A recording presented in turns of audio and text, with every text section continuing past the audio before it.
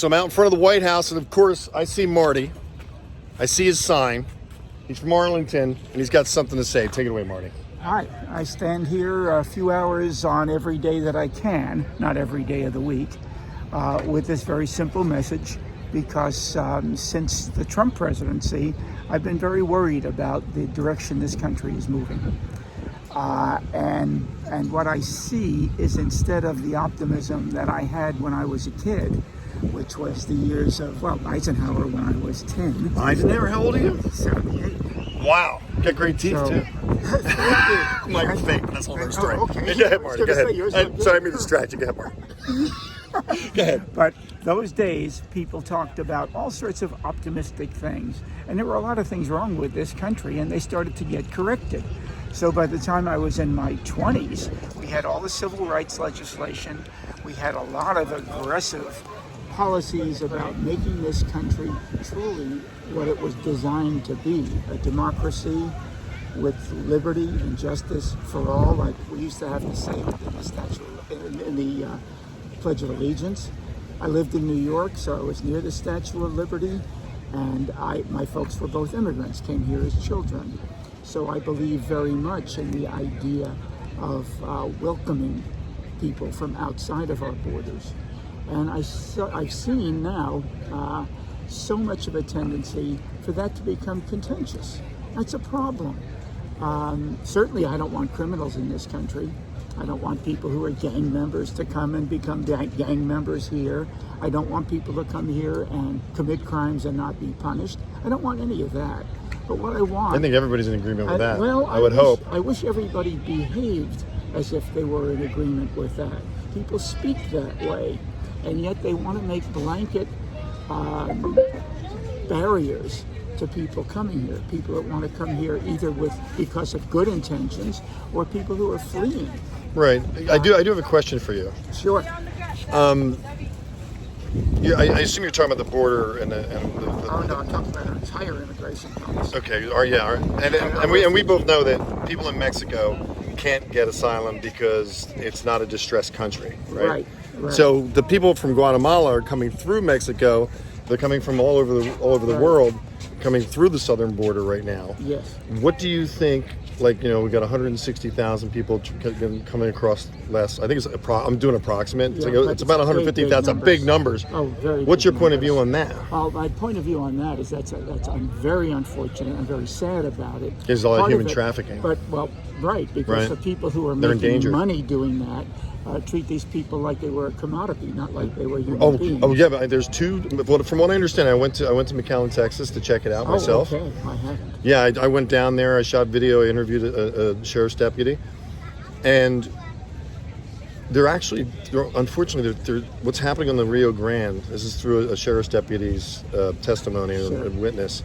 Is they're throwing babies in the water. So that forces the Border Patrol on the Rio Grande, they have to go save the babies that are drowning. And what they're doing is the two cartels, they get $5,000 to $10,000 a head for people from the Middle East. And I know it's terrible. And it's not, I think what the most terrible part of it is that nobody's reporting it, and it's happening almost every day. They showed one child drowned, and the media kind of makes it look like, oh, look what's happening, look at the struggle. We both know that the Mexican baby or the Mexican person is going to have to go back.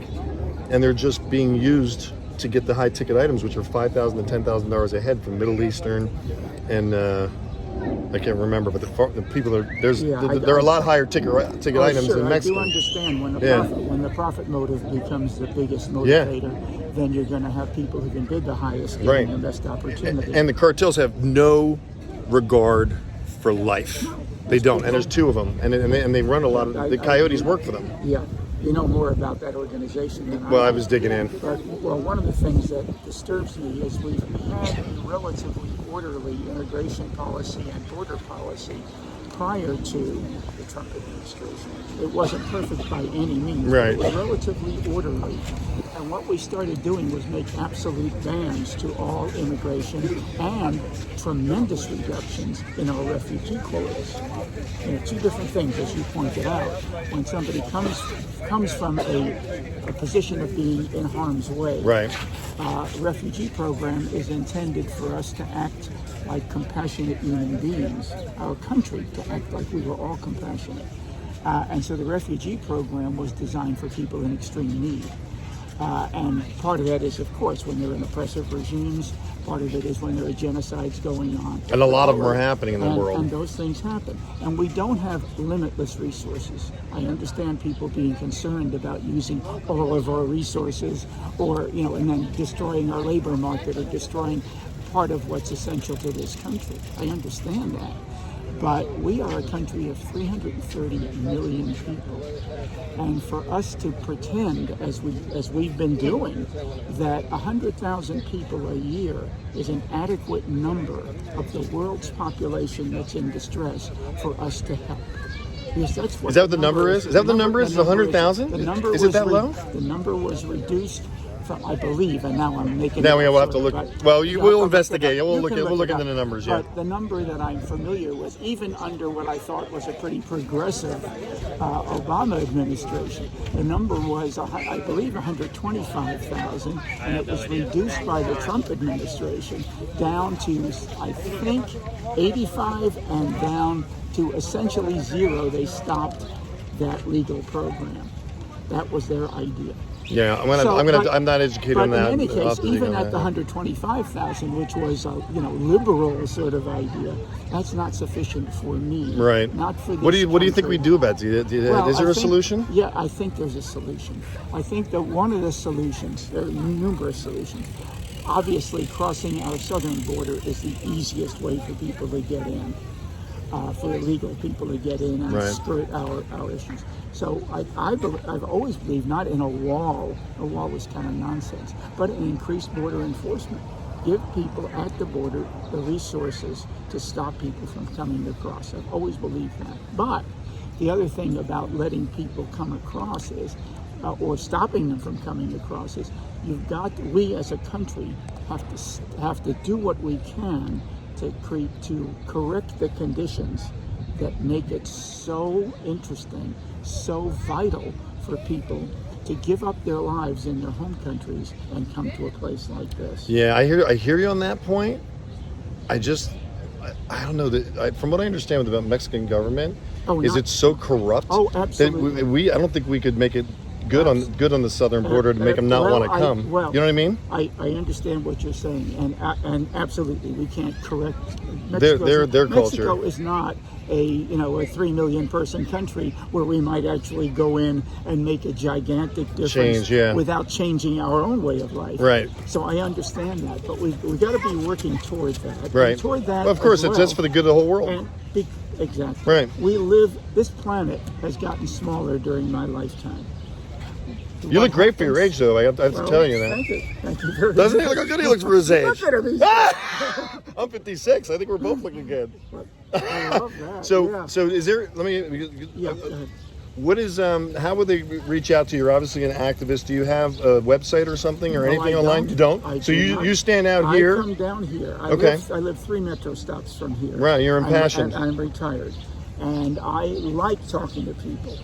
So for me, you're very personable. Well, thank you. But for me, coming with a very simple message and having the attraction of the White House, bringing people from all over the country and all over the world, gives me a chance to show this simple message, which is of peace, and love. Love. I'm there too. I'm with you on that. Yeah, I got those points too.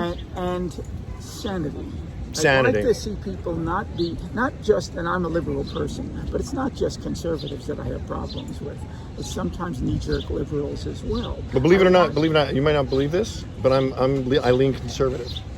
So I just like to think that I'm an example of somebody who can listen. It's not an issue for me whether you label yourself or don't label yourself. Well, you called yourself a liberal, so I called myself a conservative. Exactly. I jumped in on that. I'd want to be. I just wanted to be full transparency. And for me too. For me, what's important is to get people to look at the essential things that I thought were making this country great when I was a child, that my parents thought were making this country great when they came here as children from oppressed areas in Eastern Europe. Right. I want us to get back to that optimism. We're in the same boat. Yeah. What I do is, my point of view is this, and I think everybody can agree with. My 4 tenets for MustangMedic is: 1, we're all related because science has proven that DNA strands go back to one man, one woman. So, our black brothers and sisters are related to us, even though we don't look like them. So we're all related. We're all one. 2, we need to listen to each other. And you're a good listener because we're not over talking each other. We're both listening to each other as an example of listening. Somebody that leans liberal, somebody that leans conservative, we're listening to each other. We can respectfully disagree when we need to do that, although I tend to agree with almost all your points. I'm just saying. I'm a moderate person. Yeah, and I like to think I am too, somewhere. That makes it easy. And then the last point is that we can love one another by lifting each other up, like saying how look how good he looks. That's it. Even if it's a lie, it's the right thing to do. But I'm saying, even if I know you're joking, but even if the person doesn't receive it, that you're giving a comment, you're gonna feel better about yourself because you're lifting somebody up. Absolutely. So see, he has a purpose. We are all here to listen to one another. This is a great example of giving each other a floor. We need to listen to each other, and that's how we're going to grow together. So thank you for the interview. I appreciate it. Thank you so much. I'm going to just fist bump. All right. I don't know if this will stay on camera, but I didn't know what to expect from you. But everything's going to stay on camera. Never know. Okay. Yeah. But any opportunity I have to give this simple message to me is a positive. And even if you were a person who came with bad intent, and I've had people interview me who sort of they're looking for shock stuff. Yeah, they're looking for shock stuff about it or to demean me.